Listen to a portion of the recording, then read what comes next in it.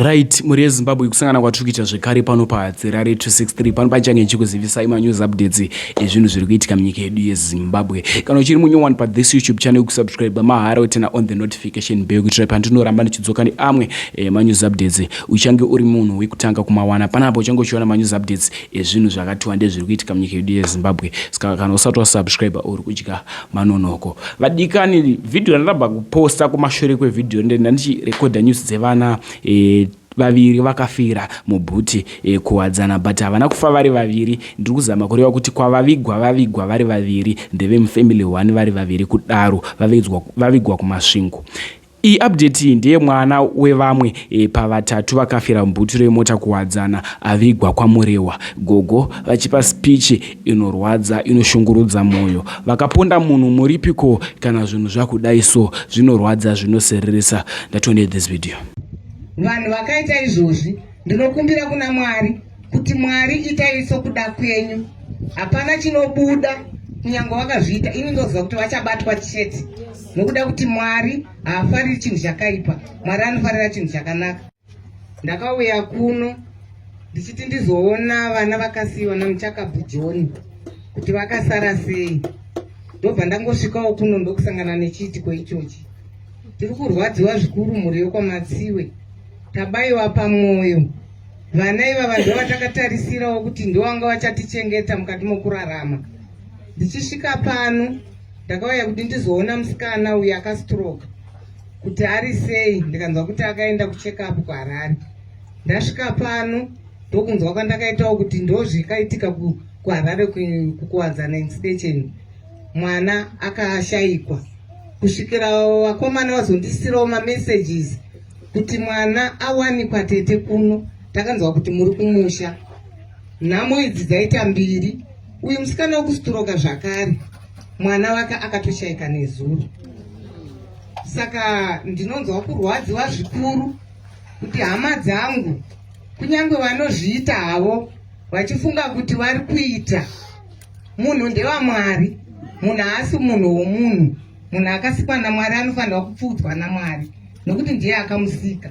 Saka iwe kana waitawo zvawaita zvako muchifunga kuti muri kuita mabhizinesi, apa vakomana ndoda kutaura chokwadi pamberi paMwari. Kana Mwari achitinzwa kuchema kwedu, nyika yose ichichema yakatarisana newe, iwe uri munhu akamirira kuti misodzi yevamwe vanhu idiridzire rugare rwako, handifungi kuti zvinofamba.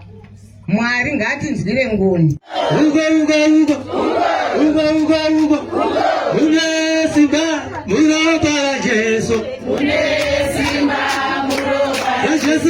Mune simba muropa la Jesu. Mune simba muropa la Jesu.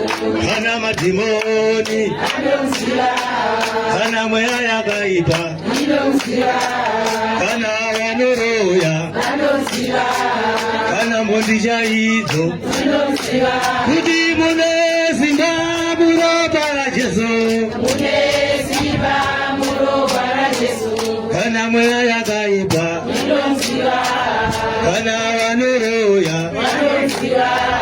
Kana madimoni anomsira. Maita basa chaizvo.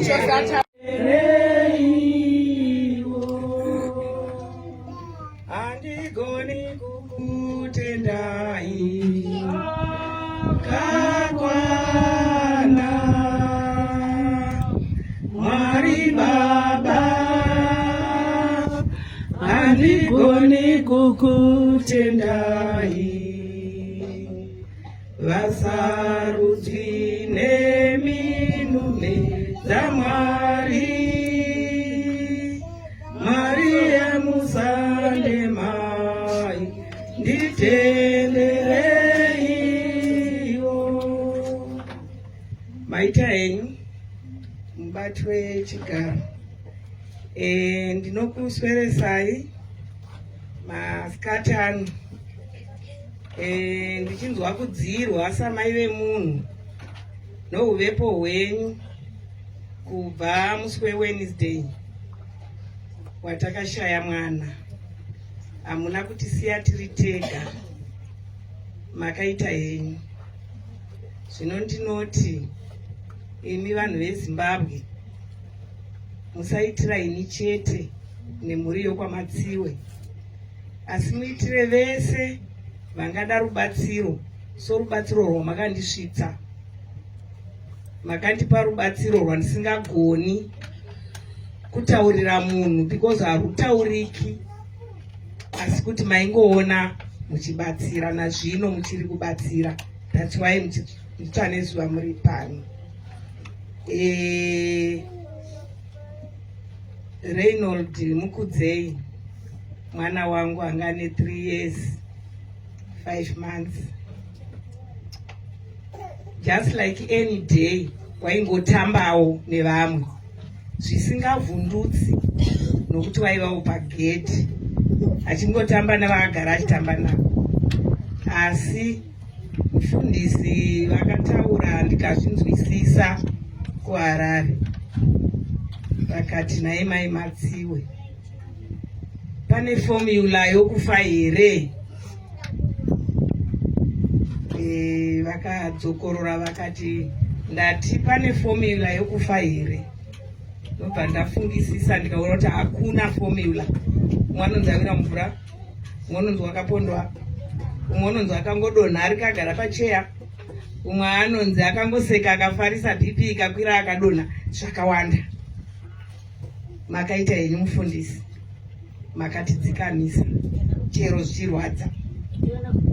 Ndinoda kutenda kwakanyanya varume vangu. Munoziva paitika chinhu chakadai, ndingadai pamwe ndisina kutomira pano kana kusatopiwa mukana wokumira. Kana ndaiuya pano ndaingouya ndichingotera ndiko zvino dumbu rangu ndongorega richinoraswa ndisina kuona here, vachipenga kuti waivepi mwana paakarasika. Ndinokutendai vanhu vokwamatsiwe. Izvi hazvisi zvokuti kudzidza, asi ndezvoku, handizivi kuti ndingati kurayirwa here, asi kuti ndekuti ndezvaMwari. Thank you very much Matsiwe family. Kubva musi weWednesday taingofamba tese, taiinda mumapfokocho tichinotsvaka mwana tese. Mwana achizonzi awanikwa akafa, tichichema tese, tichironga tese up to now. Ndinoda kutenda vazukuru vokwamatsiwe, Honzeri nemhuri yekwake yose nouwandu hwavo. Ndinokutendai vazukuru vashoma vanobatirana nanasekuru vavo kusvika paextendi yamunoita. Ndinotendawo mhuri yokwangu yokwamasendeke, kwakazvarwa inini mudzimai wokwamatsiwe. Hameno Mwari, ndimi munoziva. Ndinoramba ndichingotaurawo zvataurwa nevamwe kuti kana ruri rwaMwari ndirwoka rwavakamusarudzira, handina zvandinogona kuita. Ndakungokumbira kuti Mwari vakagona havo vochindinyaradzavo, vasandipawo nguva yakareba yokuchema, vandinyaradze ndite muvhoni pamwe chete nemurume wangu. Maita henyu. Justin Masiwe. Ndakamirira baba Alega hapo bana ari kuchera. All right. Saka takamirira vana baba vose vemuno muZimbabwe.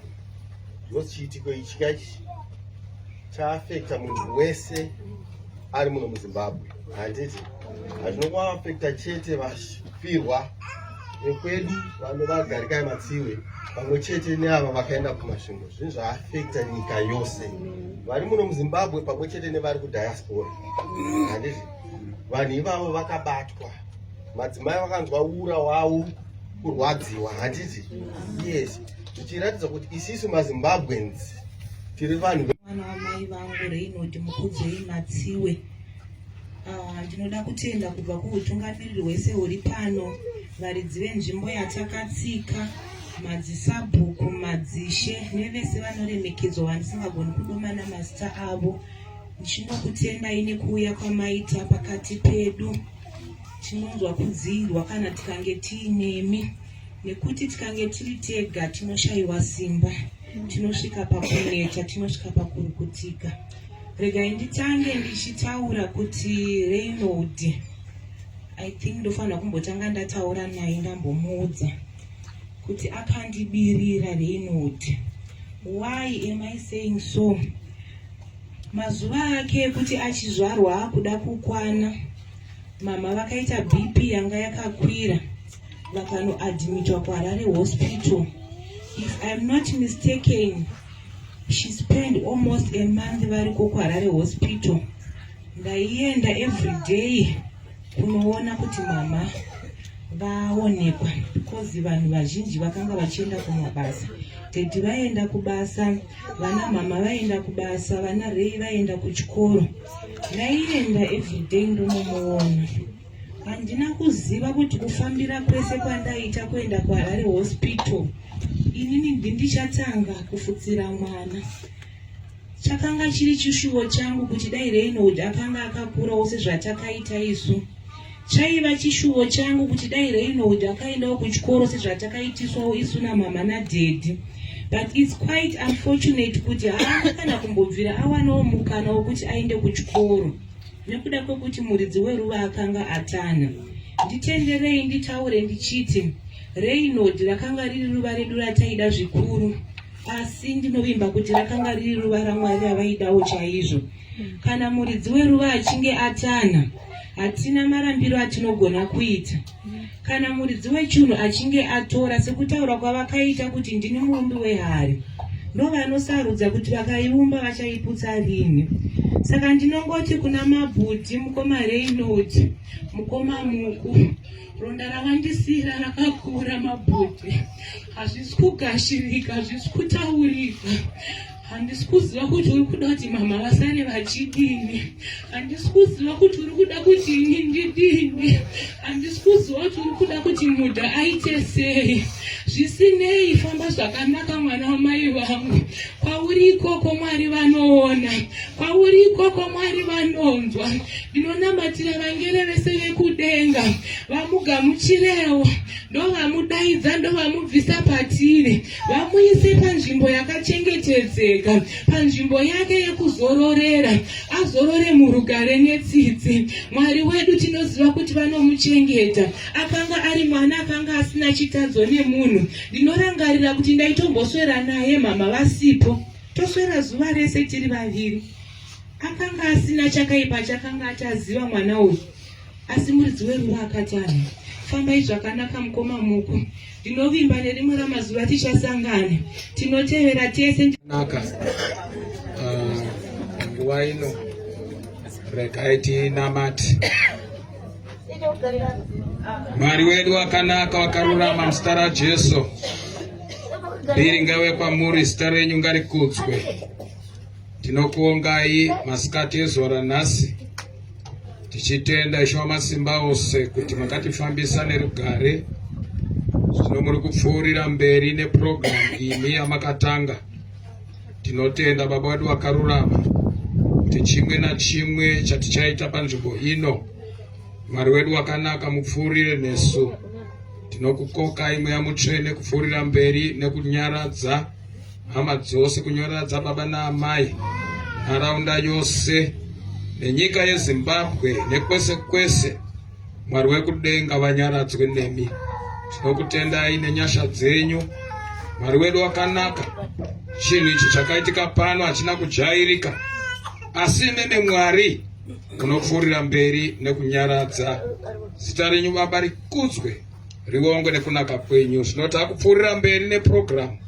Mwari wedu wakanaka, muwe pakati pedu, mubate mumwe namumwe, nyasha dziwanzwe zviro kwazvo. Mbiri igouya kwamuri, zita renyu rikudzwe, muzita raJesu. Amen. Amen.